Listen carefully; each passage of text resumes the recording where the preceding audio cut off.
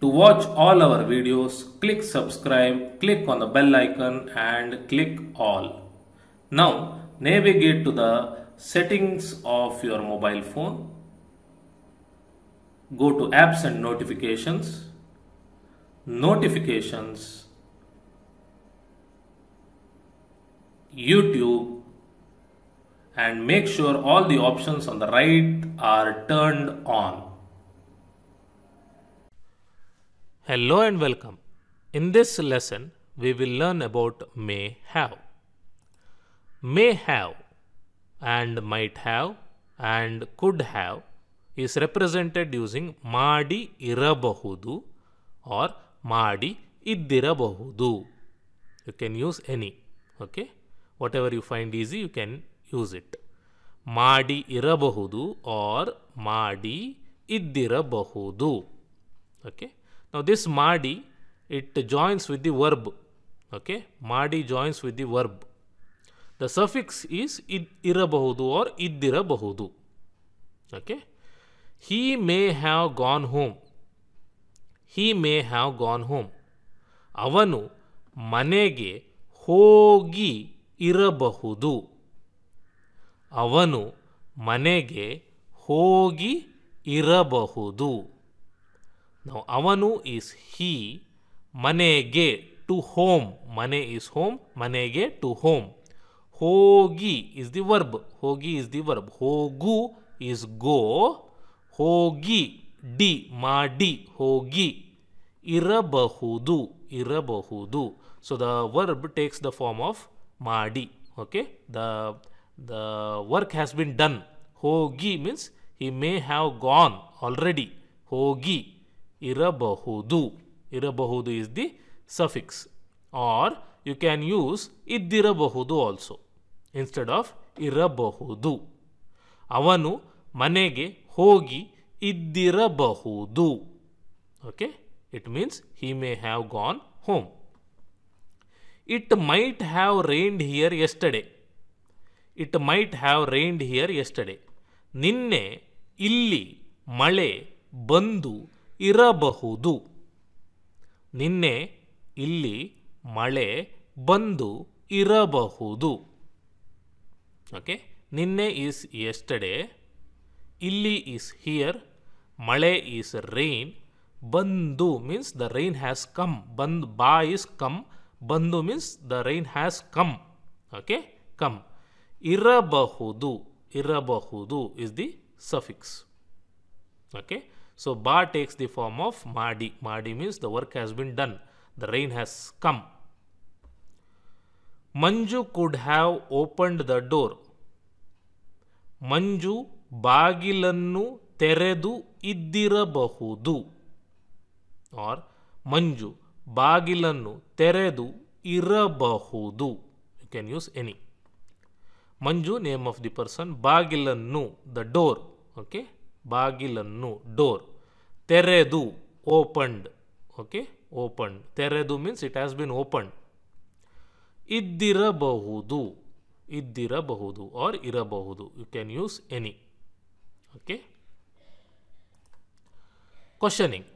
To question, as usual, you replace the last letter by E. May he have gone home? ಅವನು ಮನೆಗೆ ಹೋಗಿ ಇರಬಹುದೇ? ಅವನು ಮನೆಗೆ ಹೋಗಿ ಇರಬಹುದೇ? Might it have rained here yesterday? ನಿನ್ನೆ ಇಲ್ಲಿ ಮಳೆ ಬಂದು ಇರಬಹುದೇ? ನಿನ್ನೆ ಇಲ್ಲಿ ಮಳೆ ಬಂದು ಇರಬಹುದೇ? Could Manju have opened the door? ಮಂಜು ಬಾಗಿಲನ್ನು ತೆರೆದು ಇದ್ದಿರಬಹುದೇ? ಮಂಜು ಬಾಗಿಲನ್ನು ತೆರೆದು ಇದ್ದಿರಬಹುದೇ? So these forms are questions. Okay.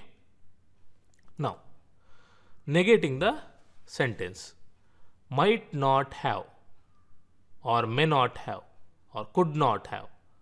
All these are represented using ಮಾಡಿ ಇರಲಿಕ್ಕಿಲ್ಲ or ಮಾಡದೇ ಇದ್ದಿರಬಹುದು. Okay, you can use any, but there is a slight difference in the verb here, the formation of verb. Okay, ಮಾಡಿ, which is what we have seen for in the previous 2 slides, or ಮಾಡದೆ. Okay, he may not have gone home. He may not have gone home. ಅವನು ಮನೆಗೆ ಹೋಗಿ ಇರಲಿಕ್ಕಿಲ್ಲ. ಅವನು ಮನೆಗೆ ಹೋಗಿ ಇರಲಿಕ್ಕಿಲ್ಲ. ಹೋಗಿ ಮಾಡಿ, this form. ಇರಲಿಕ್ಕಿಲ್ಲ. or this form. Okay, ಅವನು ಮನೆಗೆ ಹೋಗದೇ ಇದ್ದಿರಬಹುದು. ಹೋಗದೆ, ಮಾಡದೆ, this form. Okay, ಮಾಡದೆ. This means he has not gone. Okay, he has not gone. ಹೋಗದೆ ಇದ್ದಿರಬಹುದು. Okay, both are right and you can choose the one that is easy for you. It might not have rained here yesterday. ನಿನ್ನೆ ಇಲ್ಲಿ ಮಳೆ ಬಂದು ಇರಲಿಕ್ಕಿಲ್ಲ. ನಿನ್ನೆ ಇಲ್ಲಿ ಮಳೆ ಬಂದು ಇರಲಿಕ್ಕಿಲ್ಲ. This is this form. Okay, ಇರಲಿಕ್ಕಿಲ್ಲ. or ನಿನ್ನೆ ಇಲ್ಲಿ ಮಳೆ ಬರದೇ ಇದ್ದಿರಬಹುದು. ನಿನ್ನೆ ಇಲ್ಲಿ ಮಳೆ ಬರದೇ ಇದ್ದಿರಬಹುದು. Okay, which is this form. All right. Manju could not have opened the door. ಮಂಜು ಬಾಗಿಲನ್ನು ತೆರೆಯದೇ ಇದ್ದಿರಬಹುದು. ಮಂಜು ಬಾಗಿಲನ್ನು ತೆರೆಯದೇ ಇದ್ದಿರಬಹುದು. this form. or ಮಂಜು ಬಾಗಿಲನ್ನು ತೆರೆದು ಇರಲಿಕ್ಕಿಲ್ಲ. ಮಂಜು ಬಾಗಿಲನ್ನು ತೆರೆದು ಇರಲಿಕ್ಕಿಲ್ಲ, which is this form. Okay, negating the question. Okay, negating the question. Last word must be way. Now I am going to take only one form. Okay, because it is easy for you to remember that form. May he not have gone home, and generally you do not use this type of questions also. Okay, we use simpler ones. May he not have gone home.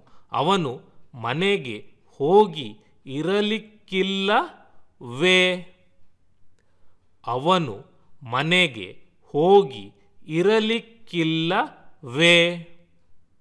Okay, way. Might it not have rained here yesterday?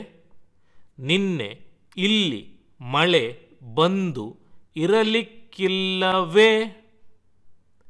ನಿನ್ನೆ ಇಲ್ಲಿ ಮಳೆ ಬಂದು ಇರಲಿಕ್ಕಿಲ್ಲವೇ.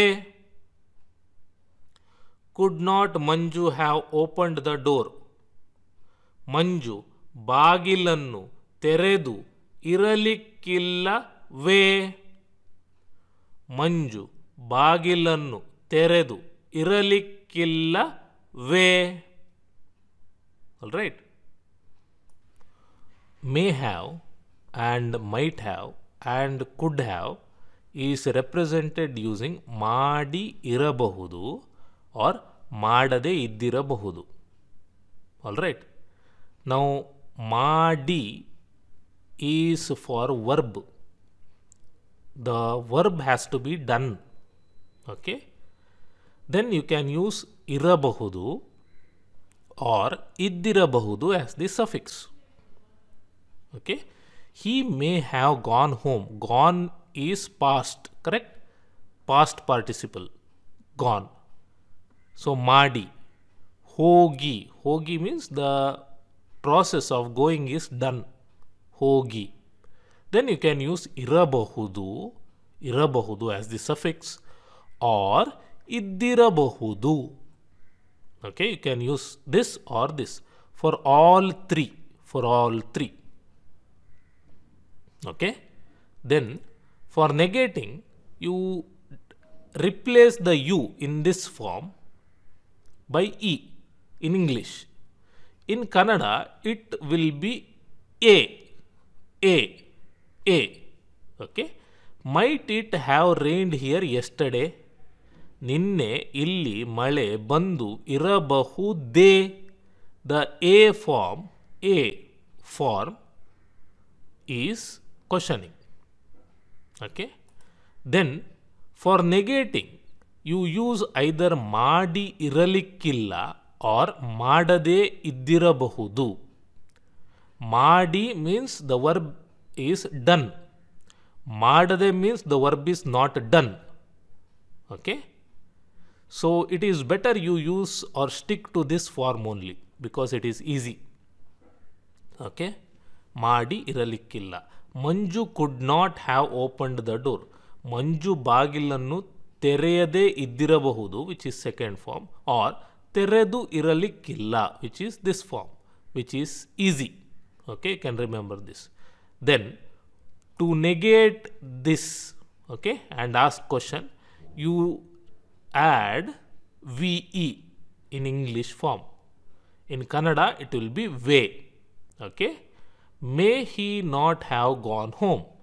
ಅವನು ಮನೆಗೆ ಹೋಗಿ ಇರಲಿಕ್ಕಿಲ್ಲವೇ. Okay. So if you use this form here, then this will be easy. All right. Click subscribe, click on the bell icon and click on all to get notified when we post a new video. If you want to watch more videos, click on the channel and click on playlists and follow any playlist that you want.